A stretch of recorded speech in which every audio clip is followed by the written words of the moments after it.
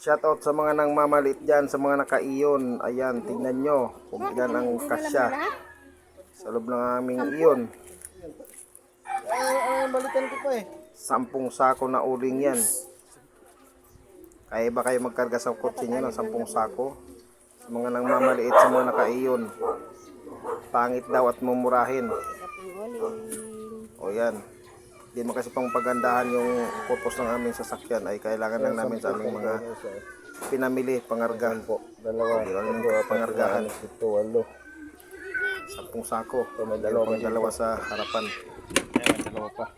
Tinanggal ko na lang yung ulo. Yun. Kasi di maidikit dito. 2 sako sa harapan. Ayan, 10 pirasong ulo yung 10 sako. Kaya sa masasabi ko lang sa iyon ay sulit talaga.